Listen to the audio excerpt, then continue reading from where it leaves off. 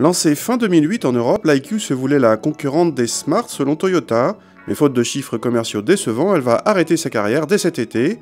Pour sa fin de vie, cette petite citadine de moins de 3 mètres de long est toujours proposée avec ses deux motorisations essence de 69 et 98 chevaux, mais uniquement avec la boîte à variation continue.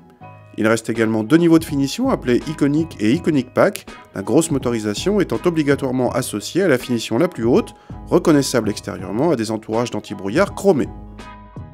A l'intérieur, la présentation est toujours d'actualité par un design moderne, mais les plastiques durs ne sont pas flatteurs.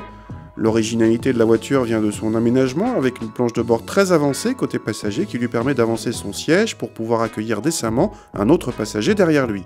En revanche, c'est impossible derrière le conducteur, il faut considérer cette IQ comme une 3 places et non pas 4. Le coffre, si vous laissez les sièges arrière en place, est inexistant, avec 32 décimètres cubes. Il faut rabattre un ou deux sièges pour obtenir un vrai coffre.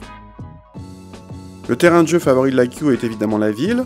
Grâce à sa petite taille, la voiture se gare facilement et le rayon de braquage ultra court facilite les manœuvres encore plus que sur la Smart. Les 100 chevaux n'ont aucun mal à animer cette petite auto qui peut prendre l'autoroute et tenir le 130 sans problème. Le confort est correct, en tout cas bien supérieur à celui d'une Smart. La boîte à variation engendre un effet mobilette avec le moteur qui monte haut dans les tours à chaque fois que vous enfoncez franchement l'accélérateur, mais à vitesse constante, tout redevient normal. Le SP est présent de série, tant mieux car avec son empattement très court, la voiture est sujette au déhanchement si vous freinez en courbe.